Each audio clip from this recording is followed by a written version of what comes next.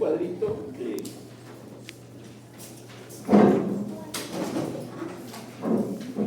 No es cuadrito, sino... Bueno, todavía hay una imagen acá. Entonces las infecciones bacterianas en el hombre, si comprometen la parte más proximal de la vía urinaria, que es donde se filtra la orina del riñón, tenemos la pielonefritis, ¿no es cierto? No hay una denominación ni un capítulo en que nos hable solamente de ureteritis. Generalmente las infecciones canaliculares incluyen, las pielonefritis incluyen a la infección del parénquima renal con extensión a la vía canalicular, o sea, a los conductos, a la pelvis y al uréter.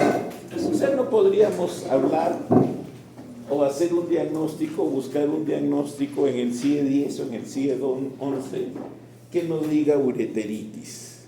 Más bien hablamos de ureteritis cuando hay procesos inflamatorios reaccionables a la presencia de un cálculo, por decir, o también cuando por alguna circunstancia algún examen endoscópico me va a inflamar al uréter. Pero no hay una infección así que diga ureteritis, ¿no?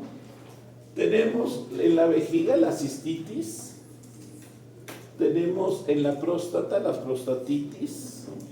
La cistitis, en todo puede haber un padecimiento agudo y crónico. Agudo es cuando el tiempo de enfermedad es menor de 1, 2, 3 semanas, y más bien crónico cuando el tiempo de enfermedad o la enfermedad persiste más allá de 3 meses. Entonces tenemos cistitis, en el varón no hablamos tanto de cistitis.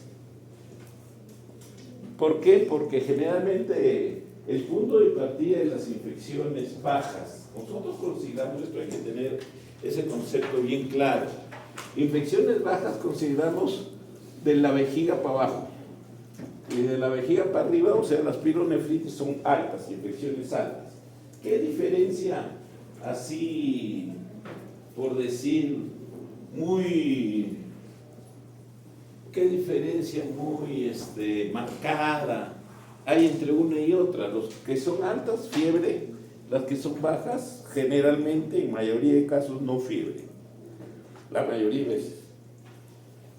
Entonces, como le decía, en el varón, el punto de partida de la infección generalmente es la próstata. Entonces, y que da por continuidad, nos va a dar síntomas o compromiso infeccioso de la vejiga. O sea, en el varón hablaremos de la cistoprostatitis. Ya no hablamos en un varón como cistitis. Después tenemos infecciones a nivel de los genitales externos, tenemos orquiepididimitis, tenemos deferentitis, eso sí, hay padecimientos que atacan típicamente, sobre todo en los procesos específicos, atacan casi, no exclusivamente, pero preferentemente atacan al epidimo y al deferente, dando características anatomopatológicas y clínicas muy características, muy típicas, ¿no? Y tenemos también nosotros otro tipo de infecciones, las uretritis, en el varón y en la mujer. Tenemos nosotros la afección de los tejidos blandos, ¿no? La gangrena Fournier es una infección grave que pertenece, está incluida dentro de la especialidad. Y tenemos otros tipos de infecciones menores, ¿no? Y que son a veces motivos de consultas. Tenemos nosotros, por ejemplo, hay obstrucción de un conducto, de un folículo piloso, y la foliculitis, que hay que drenarlas incluso a veces porque hay colección purulenta. Y también, por ejemplo, hay unas glandulitas que son las glándulas de Skene en la mujer, que son un rezago, son las próstatas de la mujer, ¿no? Es la próstata de la mujer, son rezagos de lo que en el varón progresa y evoluciona hacia la próstata. Entonces, estas glandulitas se cree que su función principal es, pues, lubricar en el momento de la relación sexual, en los momentos previos. Ella bota su secreción para mejorar la lubricación. Entonces hay ese cuadro que son las esquenitis. No nos metemos tanto en las bartolinitis porque eso es más ginecológico. Las glándulas de Bartolino son otras glándulas que están alejadas de la vía urinaria. No es como las de Skene, que tienen relación con la uretra. La bartolinitis, por eso no la hablamos. Está a nivel de más o menos en el tercio a horas. Supongamos que la vulva, la que está a las 7 y 5 horas está. O sea, está lejos de la vía urinaria, no la vamos a considerar. Entonces, para eso sirve este esquemita, ¿no? Para más o menos ubicarnos en todas las infecciones que pueden haber. En la mujer tenemos lo mismo, la mujer igualito tiene los riñones, tiene su vejiga, tiene su uretra, entonces puede cada uno de estos órganos obtener un compromiso inflamatorio e infeccioso. Este es lo que es la clave para entender la presencia de las infecciones en los diferentes grupos etarios y en relación al sexo, ¿no? En los niñitos menores de 1 año de edad, no estamos hablando netamente de infecciones. La bacteriuria no necesariamente es sinónimo de infección, sino es presencia de bacterias, que sería el factor, el insumo principal para que se produzcan las infecciones. La bacteriuria está presente en 2.7% de los niños y en un 0.7% de las niñas en el primer año de edad. ¿Qué quiere decir esto? Que la probabilidad de que hagan infecciones antes del año de edad es mayor en los varoncitos que en las mujercitas. Es algo ilógico, ¿no? Como jaladito de los pelos. Si la mujercita tiene uretra corta, a esa edad se hace la caquita puede infectarla más fácil a la mujercita, ¿sí o no? Pero hay una explicación, y la explicación es que los varoncitos tienen mayor cantidad comparativamente de anomalías congénitas que pueden favorecer la presentación de infecciones. Ese es uno. Y el otro, que es bien importante, es que la mujercita, afortunadamente, a través de la placenta le llegaron las hormonas de la mamá. Y las hormonas es una bendición de Dios, porque es protectora de la mujer a lo largo de toda su vida. En las niñitas le llegó la hormona, básicamente los estrógenos, a través de la mamá. Pero después ella, a partir de los 8 años, cuando empieza a esbozarse la telarquia, o sea, a haber hipertrofia de sus tetitas, entonces eso indica que ya empieza a producir sus estrógenos en cantidad chica, pero esa es una bendición porque eso la va a proteger toda la vida. Hasta que llega, vamos a ver posteriormente, llega a determinada edad que hay deprivación hormonal y ella es un paciente, una mujer expuesta más bien a las infecciones urinarias. En los menores de 5 años de edad, la bacteriuria se da más frecuente en niñas que en niños. ¿Por qué? Porque ya es una etapa de silencio hormonal. No tiene buenas defensas la niñita.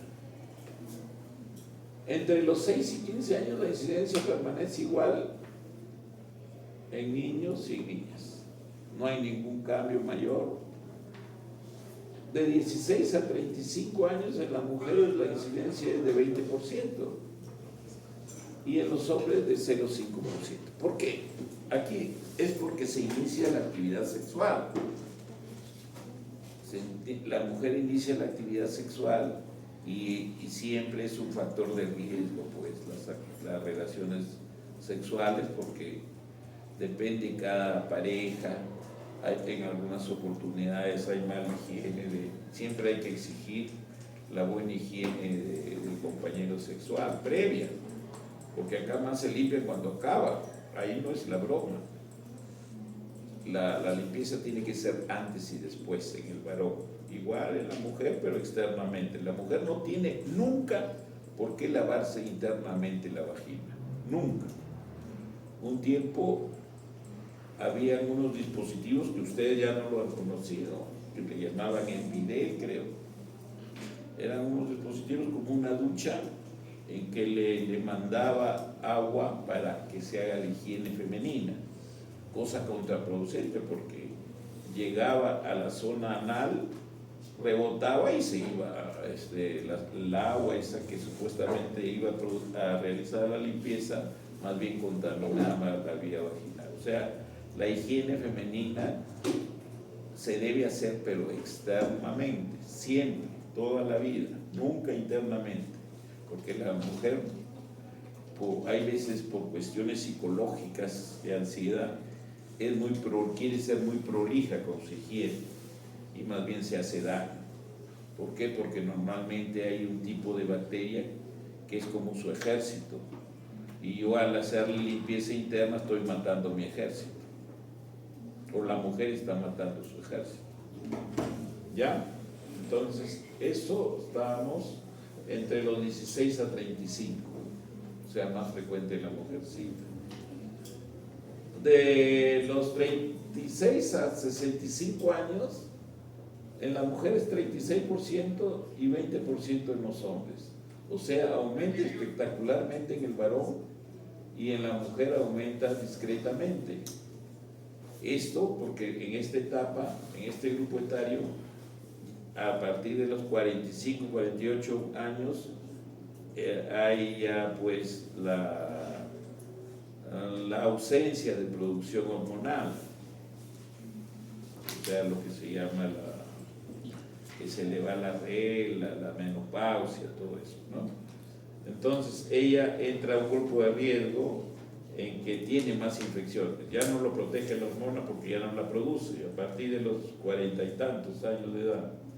Y en los hombres, porque se agrega un factor, que es el factor obstructivo prostático. En mayores de 65 años, en mujeres 40%, sube un poquito más, y en hombres 35%. Entonces este grupo etario en mayores de 65 años están muy expuestos a las infecciones, a la bacteriuria en este caso, que es un insumo para que se presenten las infecciones. Acá tenemos cuál es la vía de entrada bacteriana. Generalmente, largamente, es vía ascendente, o sea, por la uretra, por el meato uretral, por ahí entra. También hay diseminaciones hematógenas, sobre todo en inmunodeprimidos. Puede haber diseminación hematógena, ¿no? La extensión directa de otros órganos adyacentes puede haber una infección, por decir una proctitis, un absceso rectal, puede producir una infección a nivel de la vejiga, etcétera, o de la próstata, ¿no? Y la diseminación linfógena, que es rara también, un poco rara, pero es factible que se presente, o sea, a través de los vasos linfáticos. En la patogénesis de las infecciones urinarias tiene que ver mucho las defensas del huésped. Cuando hay disminución de estas defensas por diferentes factores, circunstancias, por decir, por enfermedades tipo diabetes, por enfermedades autoinmunes, por el uso de corticoides. Entonces, ellos, la presencia de una neoplasia, todas esas favorecen la disminución de las defensas del huésped y aumentan la probabilidad de tener infecciones, no solo que se presenten, sino que sean más graves de lo normal. Los factores patogénicos bacterianos, sí, ahora, a partir después de la pandemia, todavía no se están haciendo estudios ya, pero la resistencia bacteriana a los antibióticos ha aumentado tremendamente, porque si ustedes recuerdan, ustedes todavía estaban, creo, ya estaban en la facultad. Recuerdan que a todo el mundo era viral y a toditos les metían como antibióticos de los más caros, ¿no? Carbapenem, meropenem, ertapenem. O sea, los médicos, los fisiólogos se olvidaron de la medicina y prescribían antibióticos contra un virus. Eso ha creado resistencia a nivel mundial a los antibióticos. Y eso se va a ver posteriormente. Y aquí en algunos cuantos lustros va a haber una repercusión de ese mal uso de antibióticos que hubo en esa etapa y que ha sido etapa bien prolongada de varios años. Entonces, ¿eso qué ha creado? Bacterias más agresivas. Bacterias más agresivas. Ese es un factor propio de la bacteria. Ahora nos enfrentamos a bacterias intrahospitalarias más agresivas. Diagnóstico. El diagnóstico es sencillo, pues se realiza a través del examen de orina completa, examen general de orina y el urocultivo, no se olviden. Muy sugerente de infección de vía urinaria es la presencia de esterasa leucocitaria o nitritos en las tiras reactivas. El urocultivo identifica a la bacteria y la presencia de más de 100.000 unidades formadoras de colonia por mililitro descarta la contaminación, o sea, confirma la infección. ¿Ya? O sea, cuando es menos de 100.000, uno dice, no, es contaminación. Pero si ya es más de 100.000, no hay duda de que es una infección.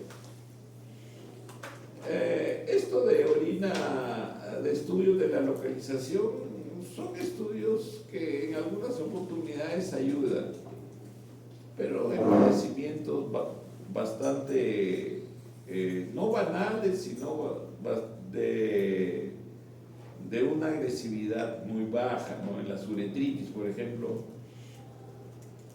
si nosotros sospechamos de que hay una uretritis, no le pedimos orina completa del chorro medio, que es la que usualmente hacen para las infecciones del tracto urinario superior o incluso las del bajo, pero relacionadas hasta la vejiga.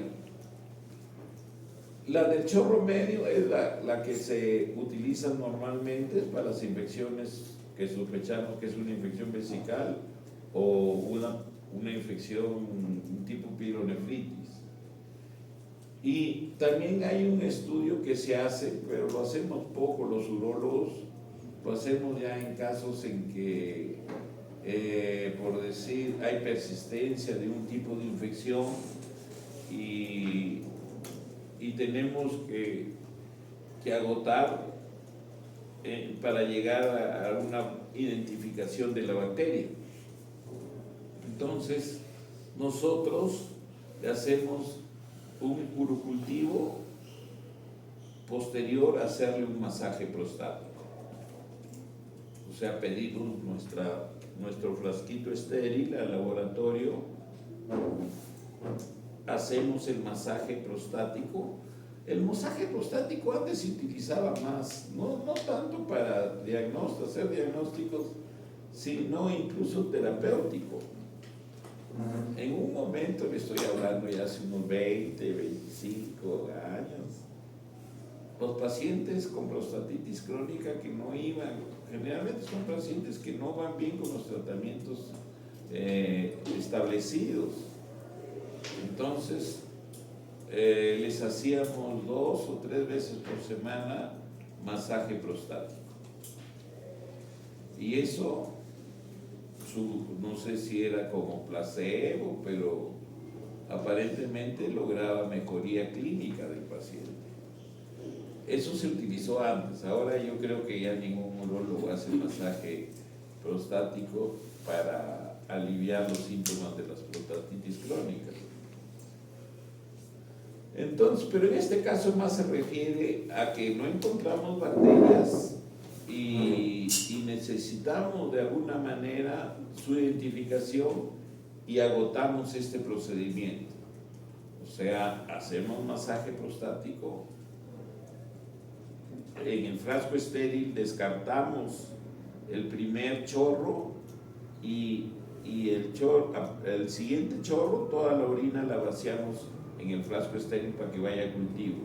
A eso se refiere esa orina post-masaje.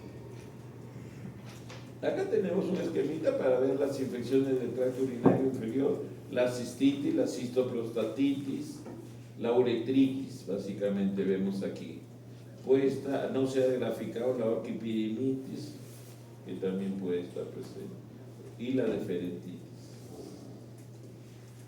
Entonces, empecemos por la parte más proximal. Tenemos la infección del riñón, del parénquima renal. Se llama pielonefritis aguda. En esto hay que tener presente, en cuanto a la epidemiología, ninguna persona a ninguna edad debe tener pielonefritis. Ni un niñito de 1 año de edad, ni un adulto mayor de 80 años, ni una jovencita o jovencito de 20, 25 años. Nadie debe tener pielonefritis. La sola presencia, la identificación del cuadro clínico y la confirmación del mismo nos obliga a descartar cuál es la causa. Es lo que nosotros llamamos hacerle un descarte urológico total. Le pediremos, si es necesario, hasta pruebas de imágenes que pueden ser un poquito invasivas. O sea, pedirles, por decir, ¿no?, tomografías con contraste, hacerles cistoscopía, qué sé yo. O sea, tenemos que agotar todo para averiguar cuál fue la causa de esa presentación de esa pielonefritis. Eso no lo olviden ustedes nunca. ¿Ya? La pielonefritis es un aviso muy importante y nos obliga a tomar medidas diagnósticas para que esto no se repita. ¿Por qué? Porque se cree, ¿no? Algunos han hecho algunos estudios, se cree que generalmente la pielonefritis cuando se presenta es la formación de abscesos en el parénquima renal. Se forman microabscesos y en algunos lados son confluentes y hacen abscesitos mayores. Entonces, ¿cuáles van al médico general, al pediatra, al geriatra? ¿A quién irán? Van y le dan antibiótico y eso cura. Cura, pero ¿a despecho de qué? Cura dejando cicatrices. Y la cicatriz es el reemplazo del tejido funcionante. O sea, cada pielonefritis me va quitando función renal. Se calcula, se estima que de 10 a 12 pielonefritis ya tengo 0 en función de ese riñón. Entonces no debemos dejar de que haga la pielonefritis, no debemos asustar y tratar de evitar de que nos presente nuevo episodio. Hay veces vienen, van a la farmacia, ay, estoy con fiebre, me duele el riñón, tienes una infección, tómate Europol 7 días.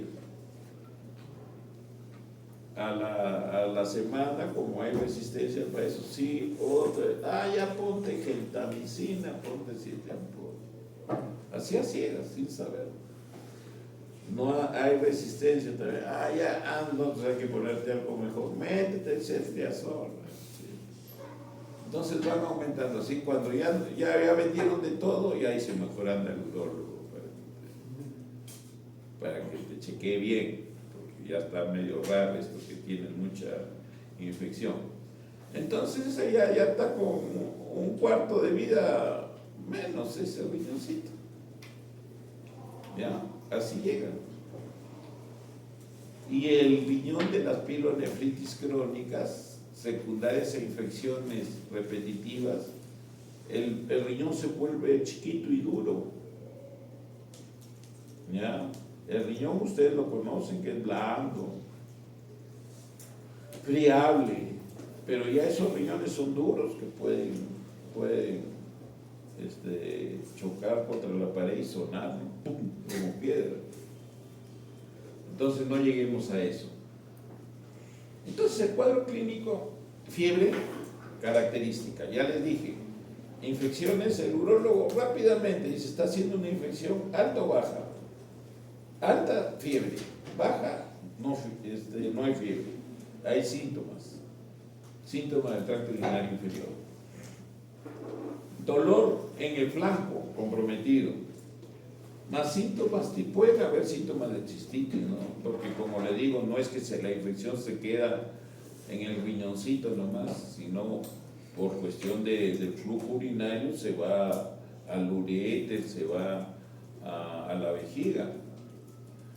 Entonces puede haber síntomas de cistitis, pero generalmente están ausentes. La orina la describe como turbia. Acá hay un término que usa el pueblo, es apestosa. No sé, hay medicinas sin apestosa sería sin ser pestilente, pero ese término usa, está muy apestosa mi orina, está muy turbia y tiene olor fétido, ¿no?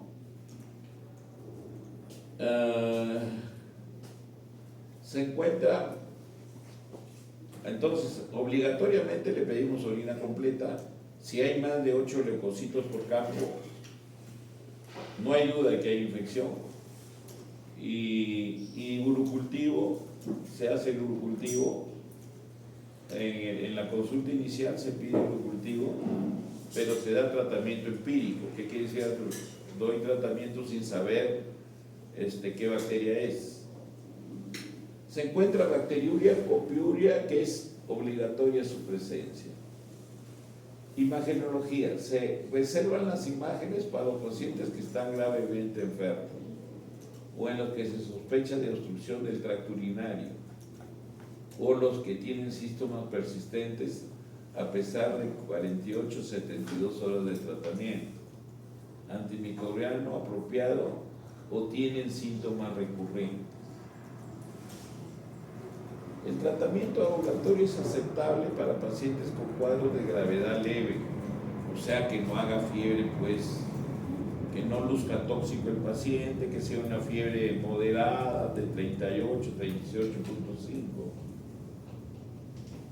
que pueden estabilizarse estos pacientes. Si es necesario con rehidratación, porque a veces se asocia con náuseas, vómitos, puede haber.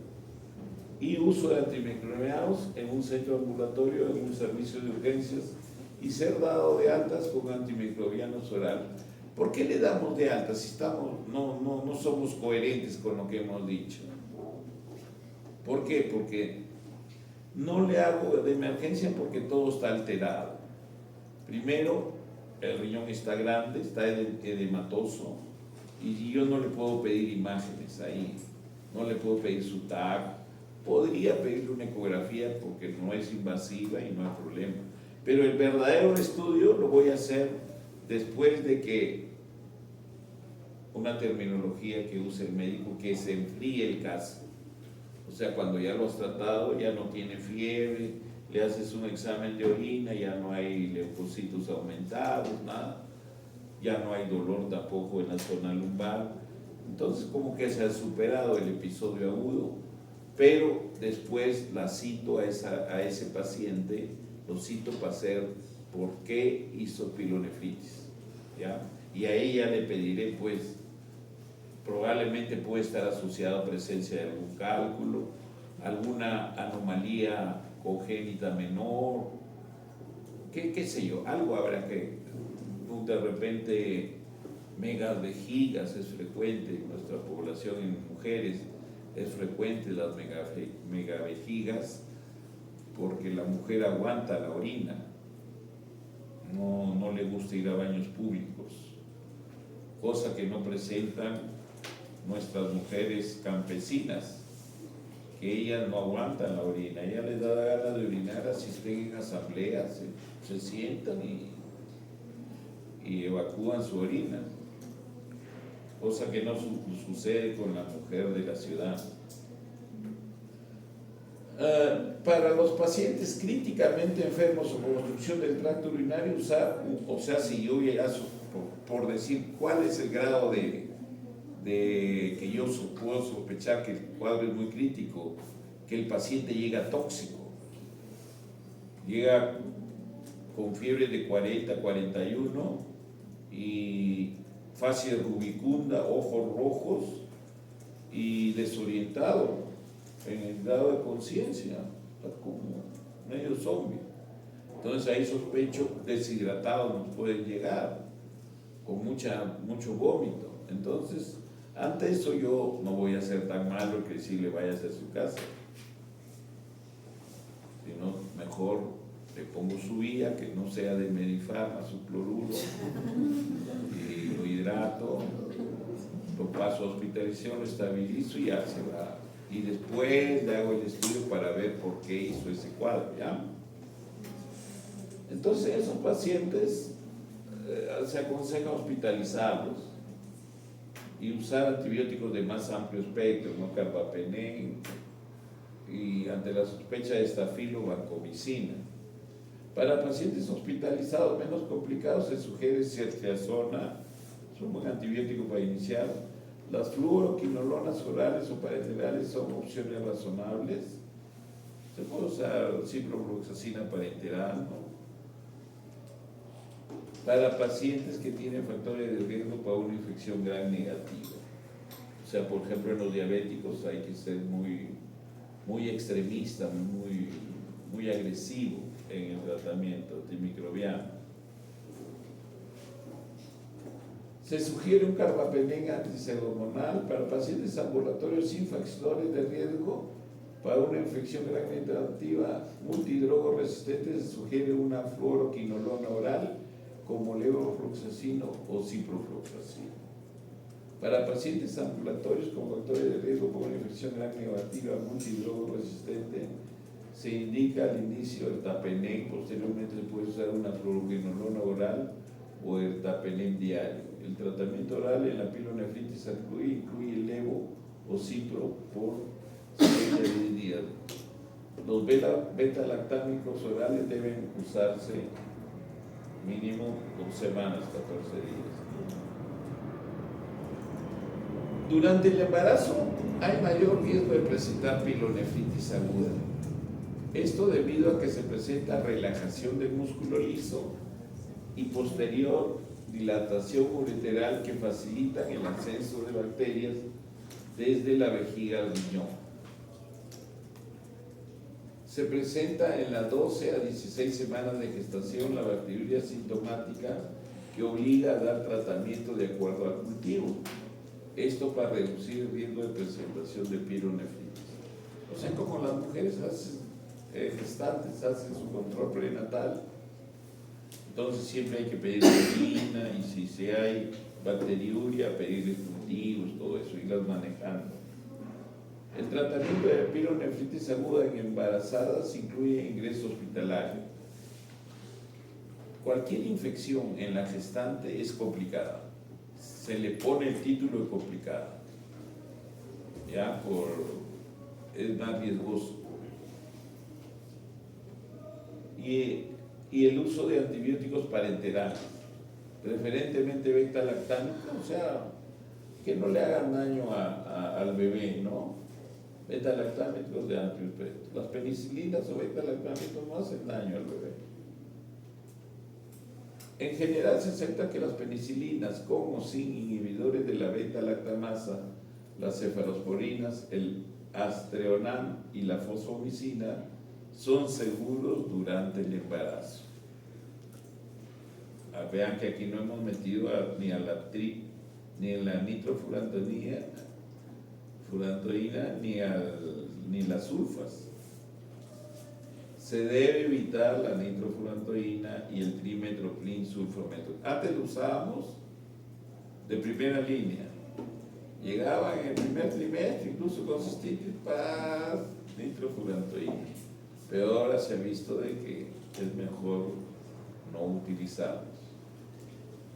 A menos que no existan otras opciones disponibles, ¿no?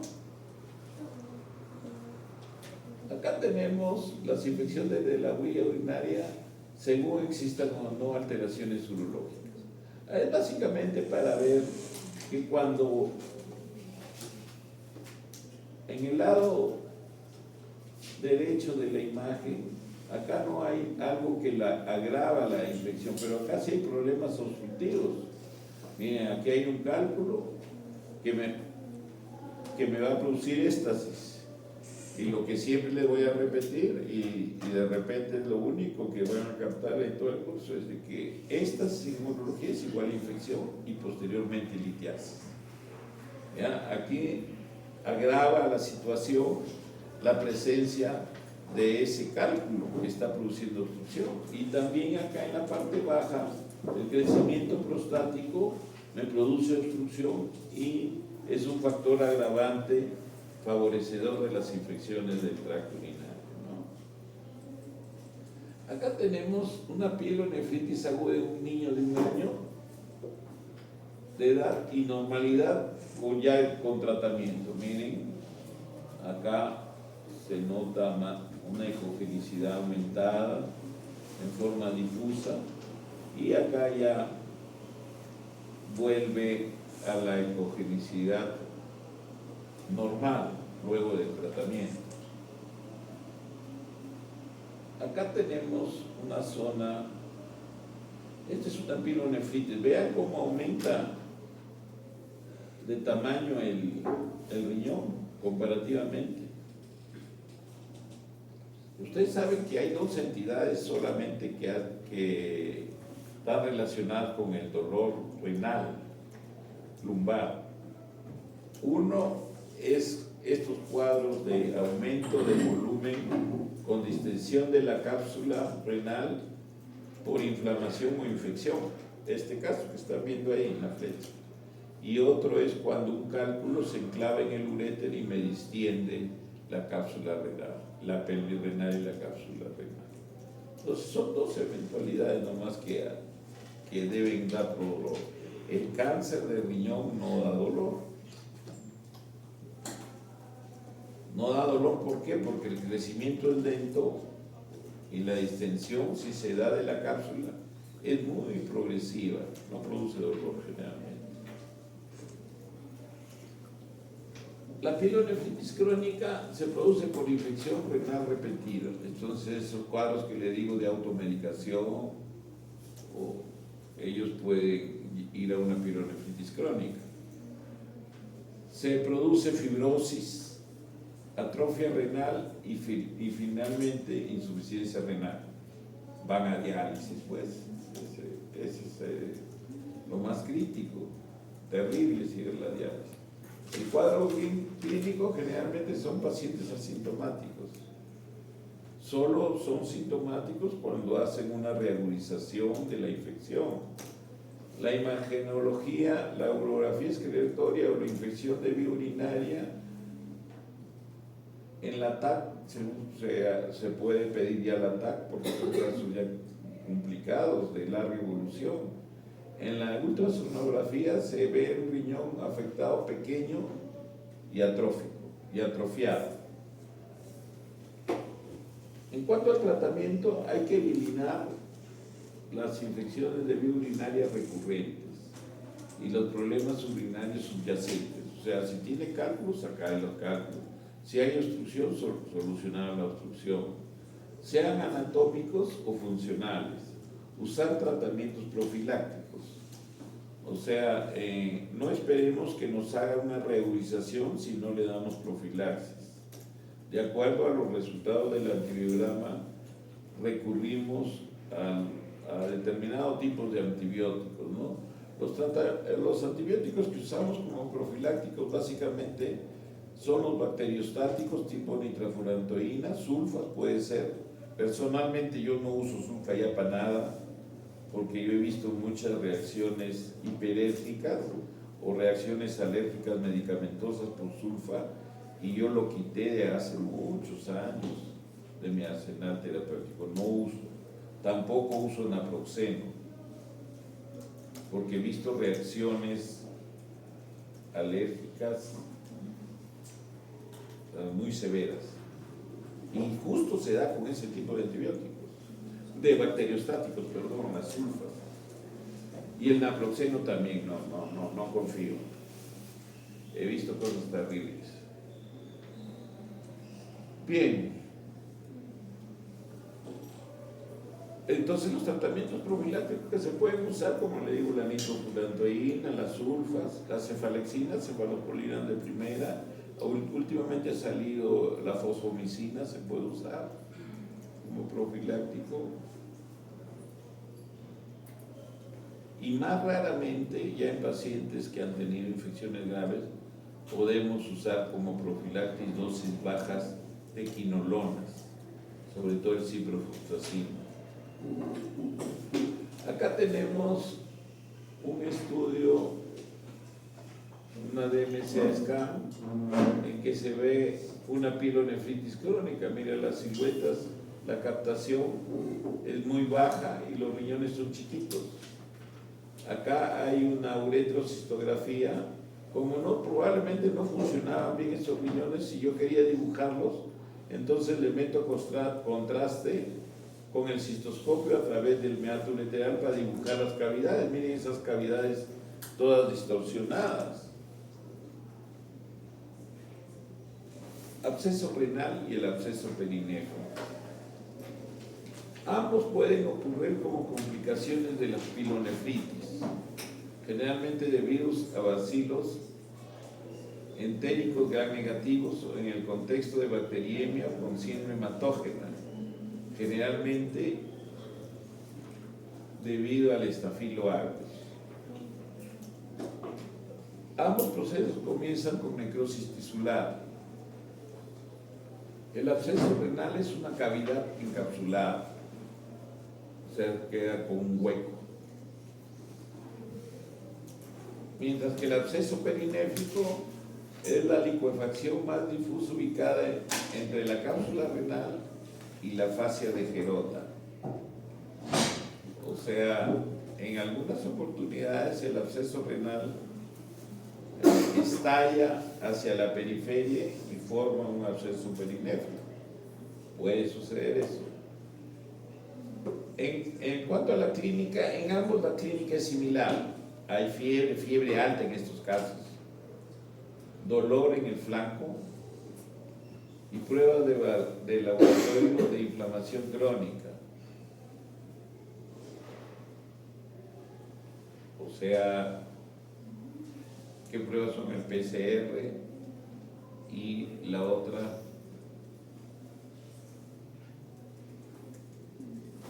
PCR y más qué?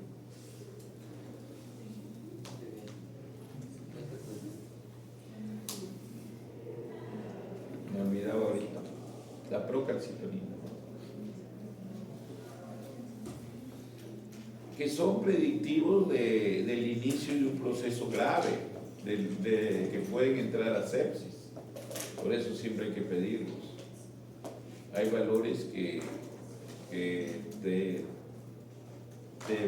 predice de que ya va a entrar a sepsis el paciente, para que sea más agresivo en el tratamiento antimicrobiano.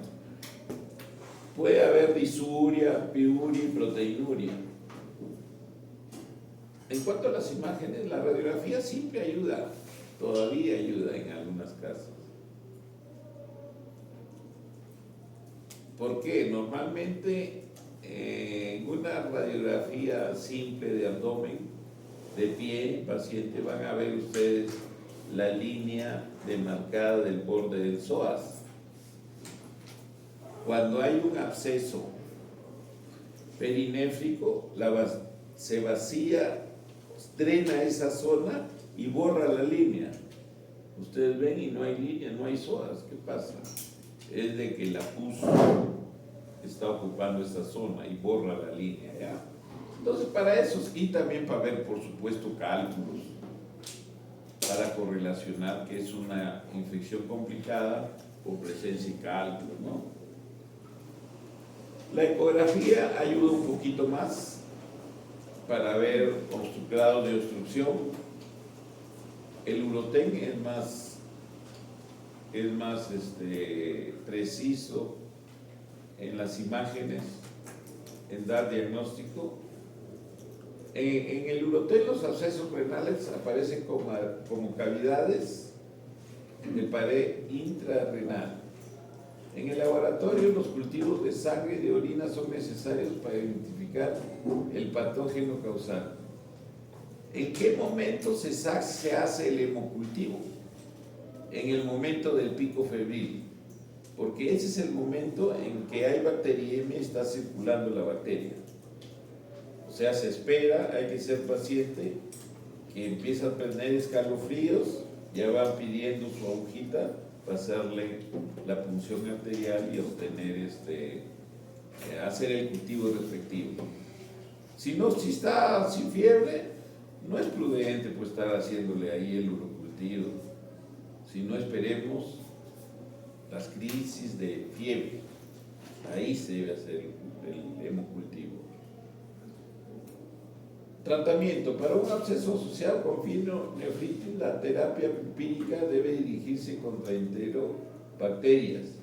Para un absceso asociado a bacteriemia estafilocócica, la terapia debe dirigirse contra estafilococo. El tratamiento debe ser parenteral. Estas ya son infecciones graves.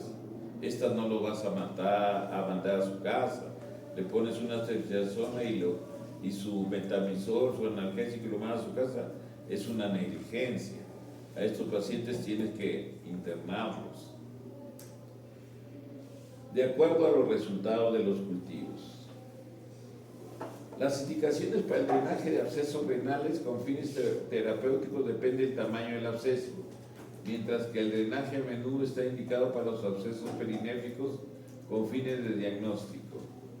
El drenaje percutáneo es generalmente preferido si es posible debido a la disminución de la morbilidad en comparación con el drenaje quirúrgico. Antes nosotros teníamos, por decir, un examen bueno que teníamos era la pilografía intravenosa, la urografía estentoria. Se le hacía y se veía un absceso grande, entonces o llegábamos a identificar un absceso perinéfico de volumen alto, nosotros hacíamos corte lumbar hasta llegar y hacer lavado de la zona. Ahora no, ahora los tratamientos son mínimamente invasivos con kits de nefrostomías.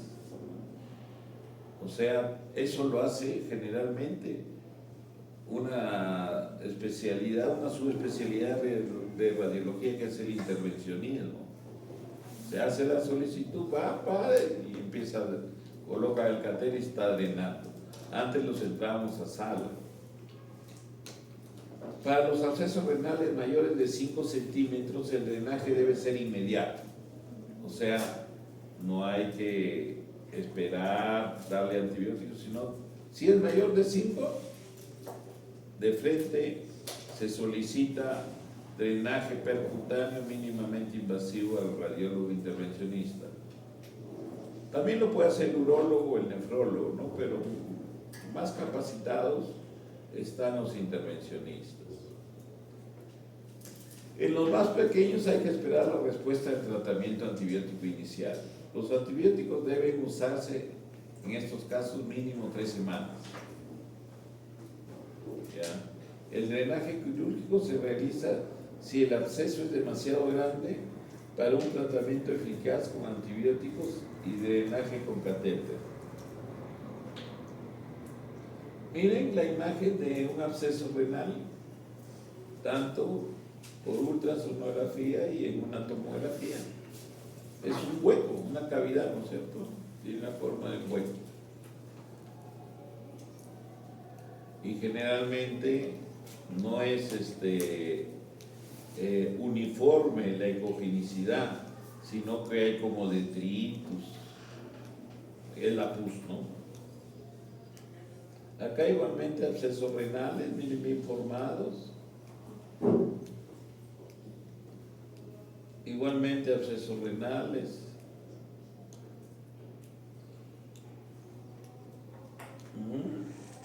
Este de acá es más homogéneo la ecogenicidad y acá bien heterogénea. Aquí debe haber necrosis masiva y detritos abundantes. Acá tenemos absceso renal izquierdo. Hay como material, colección. Acá también hay compromiso, irregularidad del parénquima. Pero acá está más organizado la necrosis tisular. Acá tenemos un absceso renal derecho que ha estallado, entre comillas, hacia la zona perinéfrica y ha creado un absceso perinéfrico. Abscesos renales, acá hay colección perirenal. Ya, ahora una infección más banal, pasamos de uno bien complejo a una más banal que es la cistitis aguda. Es la infección vesical que afecta más frecuente a las mujeres. Definición con cistitis aguda simple: es la infección aguda que se limita a la vejiga en una mujer no embarazada. Si la mujer hay cistitis en una mujer embarazada, no es una cistitis simple, sino es complicada. El solo hecho que esté embarazada ya. Etiología: la Escherichia coli es la más frecuente que causa la cistitis. Otras son los Enterobacteriaceae ocasionales, la Klebsiella pneumoniae, el Proteus mirabilis. También causa cistitis el estafilococos saprofíticos. Cuadro clínico: hay 4 síntomas cardinales. La cistitis presenta disuria, no se olviden estos 4 síntomas cardinales: disuria, polaquiuria, urgencia miccional y dolor suprapúbico.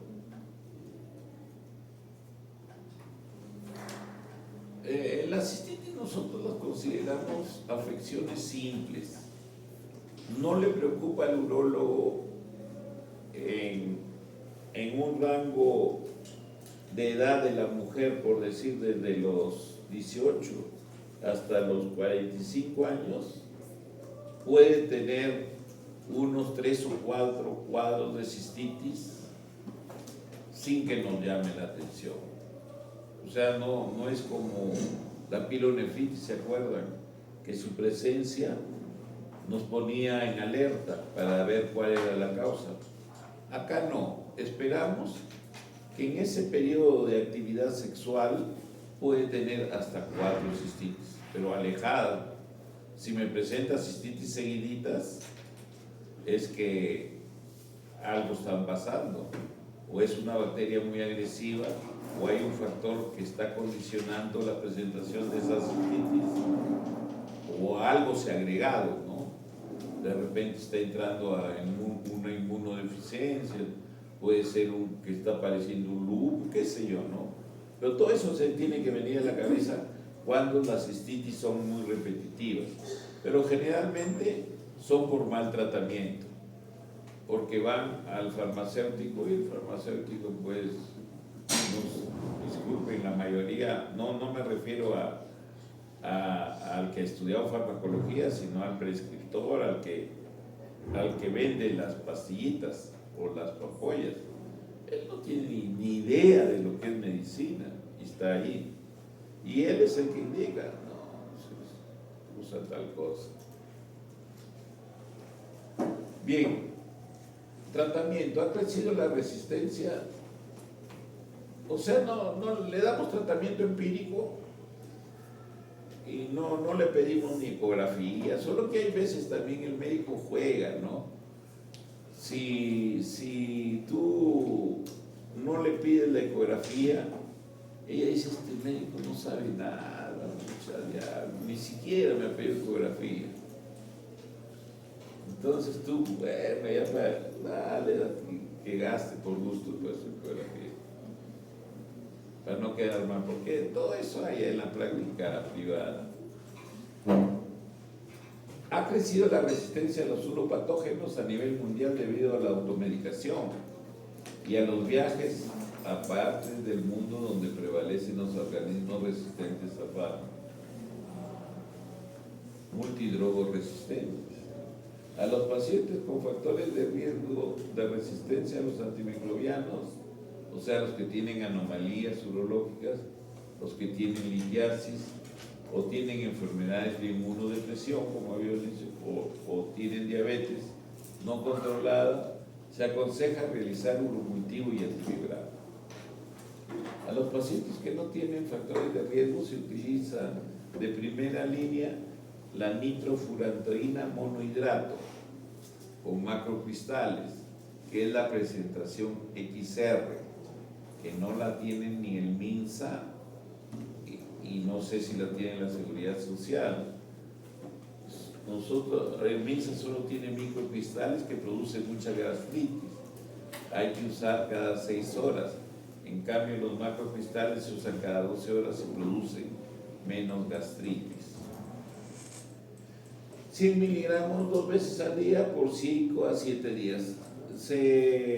Hay varios estudios y sobre todo los laboratorios propugnan o quieren que se usen los tratamientos cortos de dosis única o de dosis de 2 o 3 días. La mayoría de los urólogos no somos partícipes de esas ideas. Usamos mínimo 5, idealmente 7 días en las cistitis.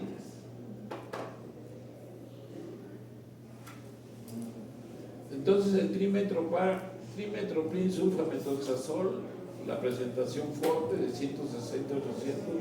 2 veces al día por 3 a 5 días. La fosfomicina, que es un polvo, se usa en ayunas, generalmente hay que usarlo en ayunas, 3 gramos disuelto en agua como dosis única. Pero nosotros, como digo, no usamos. Le damos después de 2 días, le damos otro sobrecito. También se puede usar el Cinclunam de 400 2 veces al día por 5 a 7 días. O también se pueden usar otros lactámicos, ¿no? Otras opciones son las fluoroquinolonas para casos en que uno sospecha que hay alguna complicación, pues, para infecciones más graves. La terapia empírica para cistitis bacteriana aguda complicada en niños y adolescentes debe incluir cobertura para E. coli, cefalosporina de segunda y tercera generación en lugar de, es mejor usar una cefalosporina segunda, tercera que la combinación amoxiclas clavulánico o que las sulfas mismas. Casos con fiebre o casos recurrentes en tratamientos por 10 a 14 días. Los casos de cistitis causada por estafilococos aprofíticos, la elección es el trimetoprim, sulfamethoxazol o la nitrofurantoína. Entonces, la cistitis entra por la uretra. Acá, esto es lo que refieren a veces los ecografistas, los radiólogos nos informan que ellos detectan que hay engrosamiento del piso. Hay que ser muy acucioso para encontrar esas alteraciones. El cuadro clínico y datos del laboratorio es causada la cistitis recurrente, o sea que presenta un cuadro de cistitis, se siente bien unos días, a la semana otra vez está con cistitis. Esa se llama cistitis recurrente y es causada porque la bacteria es muy agresiva, o sea, es la misma bacteria, o puede ser causada porque se metió otro microorganismo, o sea, hay una reinfección con otro microorganismo, ¿no? Ahí sí hay que pedir, si es recurrente, ya pedir imágenes, la ecografía mínimamente, y dar tratamiento con drogas no de primera línea, sino de segunda línea, de acuerdo con el resultado del antibiograma. Aquí sí se justifica hacer antibiograma. La prevención de la cistitis es tomar bastante agua. Y en las relaciones sexuales, exigir a la mujer, al compañero sexual, que se haga higiene previa. Las relaciones sexuales, en la medida de lo posible, no deben ser tan traumáticas y no debe haber alternancia de penetración vaginal y rectal, ¿ya? Porque hay veces sobre todo el sexo no se debe hacer borracho, debe ser sano. Ese es el mejor sexo que se hace, porque a veces no, yo borracho, lo mejor, hace locuras, no, eso no hay que hacer.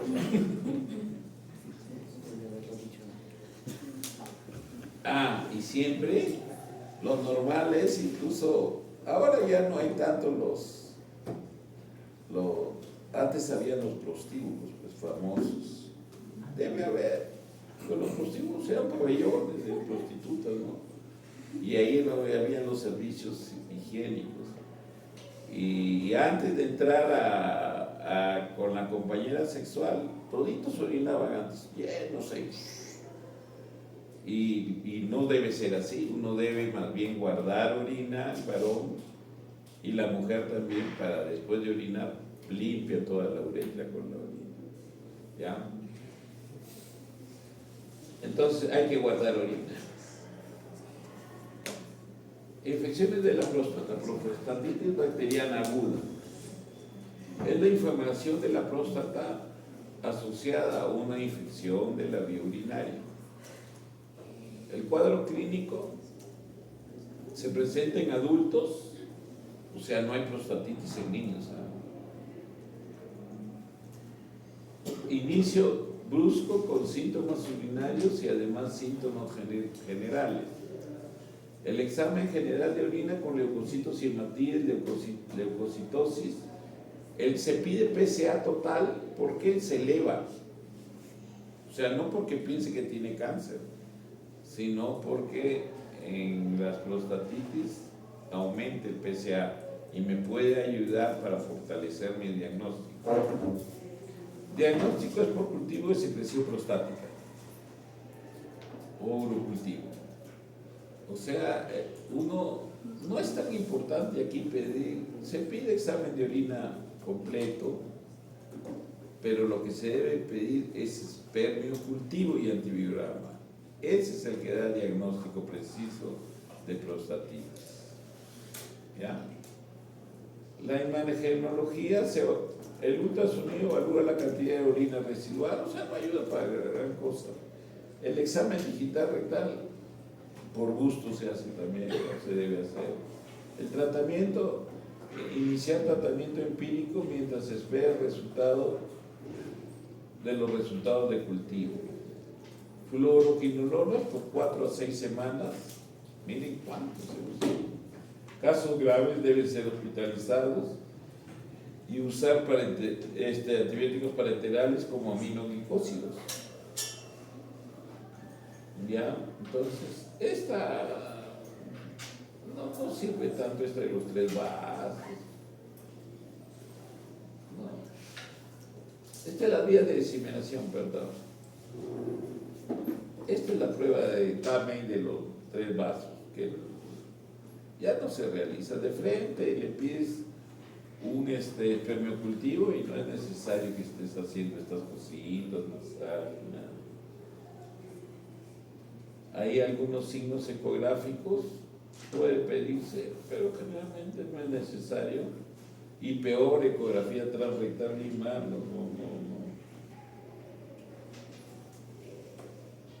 Los abscesos prostáticos se ven así con imágenes hipoecoicas, a veces bien organizados. La prostatitis bacteriana crónica, ya la que hablamos antes, era la aguda, la prostatitis bacteriana aguda. Hay que recordar la prostatitis bacteriana aguda como una afección de varones ya mayores de 40, generalmente con alguna comorbilidad, generalmente mayoría, más del 50% diabéticos, y que llega con un cuadro generalmente tóxico, fiebre bien alta, 40-41, paciente fase rubicunda, puede llegar con escalofríos, deshidratado, desorientado. Entonces, esa es no se olviden, la pielonefritis aguda. Esta crónica, más bien de varones más jóvenes, tiene un inicio insidioso con infecciones de vía urinaria recurrentes causadas por persistencia de patógenos en el líquido prostático, a pesar del tratamiento con antibióticos. El cuadro clínico, pueden haber síntomas del tracto urinario inferior, generalmente no tienen fiebre, tienen dolores por todos lados, dolor perineal, dolor lumbar bajo, dolor genital, dolor cervical, dolor lumbar, tienen por todos lados dolores. El tratamiento se usan los mismos antibióticos que en la aguda, la prostatitis aguda, pero el tiempo de tratamiento es mayor y llega hasta 3 o 4 meses. Le damos dosis plenas de quinolonas, que es la que mejor difunde, mínimo 6 semanas y hasta 12 semanas. Se puede agregar alfa bloqueadores como sintomático porque tienen dificultad miccional. Entonces el alfa bloqueador lo va a hacer orinar con más facilidad y le quita el dolor genital, ¿no? En recurrencias usar la nitrofurantoína, los macrocristales, como habíamos dicho, o también se puede usar el ciclo a 250 miligramos por día por varios meses.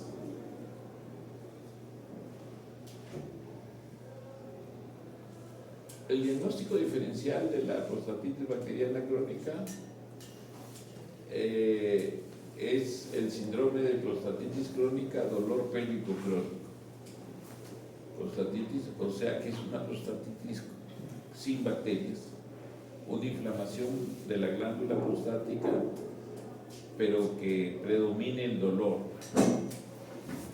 ¿Ya? Generalmente esto se ve en pacientes ansiosos, súper ansiosos. Entonces, esos son los síntomas de la prostatitis crónica. Miren, hay problemas en la función sexual, eyaculación precoz sobre todo, disminución de la libido, disfunción eréctil, dolores tienen a todo nivel, genital, tienen una vida bien triste estos pacientes, tienen todo, o sea, les altera la calidad de vida, no pueden trabajar, se vuelven dependientes. Ahí está, mire, a la cara. Entonces, tienen dolores lumbares, cervicales, todito les duele. Y estos son los pacientes, pues, de que la mayoría de urólogos, como poco podemos hacer, les damos tratamiento que está establecido actualmente en las guías del manejo de esta enfermedad, pero no mejora. Mejoran un tiempo por ahí. Y estos son los pacientes que se conocen a todos los urólogos de la ciudad y de las ciudades cercanas. Gastan toda su plata en la consulta, pobre, muy triste. Bien, las uretritis, bueno, esto ya usted lo maneja muy bien, las uretritis gonocócicas, no gonocócicas, yo creo que no. Lo que sí hay que hablar ahora es, por decir, en la no gonocócica. La citromicina pasó a ser la droga de primera línea. Antes eran las tetraciclinas, la doxiciclina y la minociclina. Ahora es la citromicina, hay que usarla de inicio. Y la dosis es generalmente única, pero como le digo, los urólogos no somos muy candidatos a usar dosis única y les damos dosis de 500 a estos pacientes que tienen uretritis no gonocócica, en que sospechamos de que puede ser clamidia o ureaplasma. Le damos o doxiciclina por 10 a 14 días, o mejor acitromicina 500 miligramos por 7 días, uno por día. Ahí está la gonorrea. La epididimitis es la inflamación e infección del epididimo secundaria a la infección ascendente de las vías urinarias inferiores. La epididimitis puede extenderse y comprometer al testículo. Cuadro clínico: dolor, inflamación. Imagenología: se usa el ultrasonido con Doppler testicular para confirmar el diagnóstico. Tratamiento: reposo en cama, es fundamental. El caminar inflama más al epididimo y al testículo. Una buena conducta es mandarlo a la cama, reposo absoluto, hasta que baje la inflamación. Antibióticos: los antibióticos que van muy bien aquí son las tetraciclinas, la citromicina, puede usarse también quinolonas. Antiinflamatorios no esteroideos, porque duele mucho, es muy sensible. Si se forma absceso, hay que drenarlo. Casos crónicos, se procede a la epidemectomía. Ahí tenemos epididimitis, miren. Este es en varones jóvenes. No se olvide, las orquipididimitis en niños, toditas son virales. Porque no va a ser un niñito de 10 años que uno se ponga todo malicioso y con quién se habrá metido. No, son virales.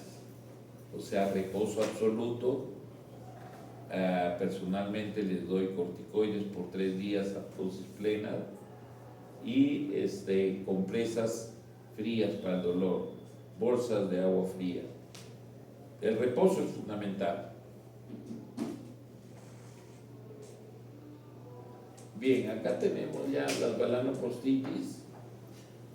La balanoprostitis en los niñitos puede ser porque tienen adherencia balanoprepucial y la colección del esmegma se infecta porque no puede drenar y dan las balanoprostitis en los niños. No olviden, más de 2 o 3 balanoprostitis en un niño obliga a hacer la circuncisión. La balanoprostitis en los adultos mayores generalmente están asociados a depresión de la inmunidad, o sea, clásicamente el diabético empieza a hacer infecciones que generalmente son vistas con hongos y bacterias. Igualmente, si me hace más de 2 veces el diabético, primero lo mando al endocrino que si es posible me lo compense también y me lo maneje también la glicemia, y con eso va a mejorar, y si no mejora ya se hace la circuncisión. post-it, ¿no? Lo mismo.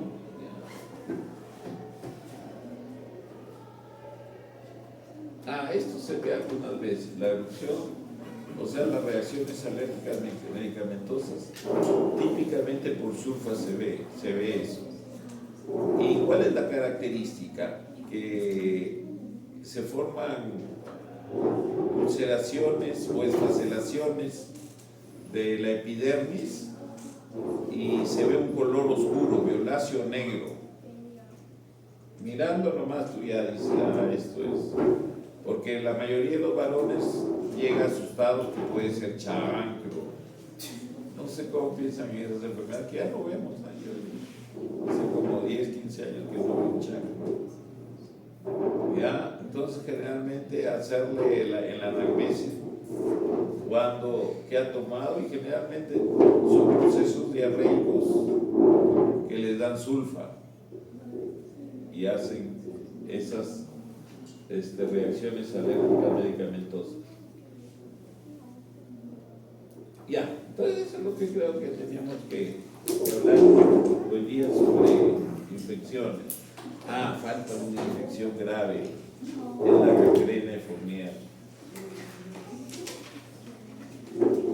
La gangrena de Fournier pues da en inmunodeprimidos y el tratamiento, antes la mortalidad era casi 100%. Es lo que se llama la gangrena o la bacteria maldita. Entonces aquí lo que hay que hacer es hacer debilidación periódica en sala de operaciones. Antes, los de sala de operaciones no nos dejaban entrar porque cerraban la sala 1 o 2 días, porque el olor es necrótico, no ha muerto. Entonces, pero ahora sí nos aceptan y entramos, y ese es el tratamiento, o sea, ir sacando todo el tejido necrótico y darles tratamientos para anaerobios. ¿Ya? Muy bien. Entonces ahí quedamos. ¿Cómo estamos en hora? No, ya.